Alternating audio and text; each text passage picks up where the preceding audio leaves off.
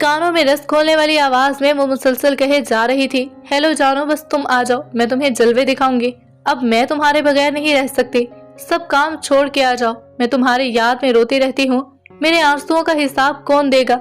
ये कॉल सुनने के बाद खैबर पख्तूनख्वा के शहर चारसदा के रिहायशी फजल खान से रहा न गया। उन्होंने टिकट बुक कराई और पंजाब के शहर सादकाबाद के लिए रवाना हो गए। मुझे 15 घंटे का सफर 15 साल जैसा लग रहा था। मैं अपने दिल और दिमाग में उसकी तस्वीर बनाता और सोचता कि ये मुलाकात कैसी होगी।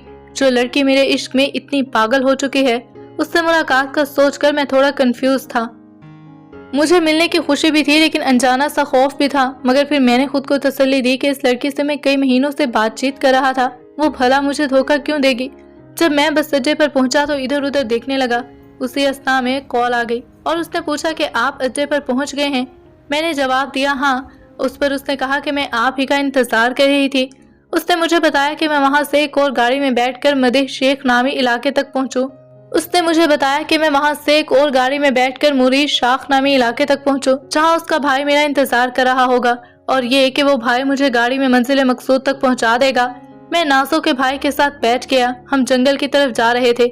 यही वो वक्त था जब मुझे जरा सा खौफ महसूस होने लगा। रास्ते में 2 लोग और भी गाड़ी में बैठ गए। थोड़ा सा आगे गए तो उन्होंने मेरी कनपटी पर पिस्तौल रख दिया और मेरा मोबाइल फोन ले लिया।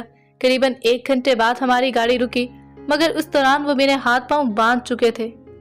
नामालूम जगह पहुंचकर मुझे जंजीरों में जकड़ दिया गया। कुछ देर बाद उन्होंने मुझे कहा कि मैं अपने घर वालों को फोन करूं और पैसे मंगाऊं। उन्होंने ये भी बताया कि मैं अगवा हो चुका था। उन्होंने धमकी दी कि अगर मैंने इनकार किया तो वो मुझे यहीं पर जिंदा दफन कर देंगे। मैंने थोड़ी सी हिचकिचाहट का मुजाहरा किया तो उन्होंने मुझे मारना शुरू कर दिया। खैर, मैंने घर वालों को कॉल की कि पैसे भिजवाए, लेकिन फजल खान के घर वालों ने पैसे भिजवाने की बजाय पुलिस से राब्ता कर लिया। मुझे नहीं पता इस दौरान पुलिस ने ऐसा क्या किया कि मुझे बाहिफाजत बाजियाब करवा लिया गया।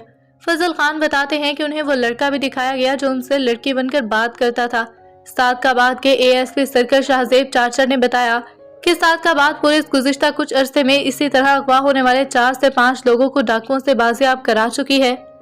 हनी ट्रैप का शिकार होने वाले फजल खान कोई पहले शख्स नहीं थे। सिंध के जिला घोटकी के एएसएसपी तनवीर तेनियू ने बताया, सिंध में हनी ट्रैप का शिकार लोग कम होते हैं। अब उनका शिकार ज्यादातर खैबर पख्तूनख्वा और पंजाब के लोग बनते हैं। लड़की के अलावा लोगों को सस्ती स्कीमों का झांसा देते हैं। लोगों को सस्ते ट्रैक्टर, सस्ती गाड़ी और दीगर मशीनरी का लालच देकर बुलाया जाता है और अगवा कर लिया जाता है, जहां से उनको कच्चे के इलाकों में ले जाते हैं और फिर भारी तावान के इवज ही उनके चंगुल से आजाद होते हैं।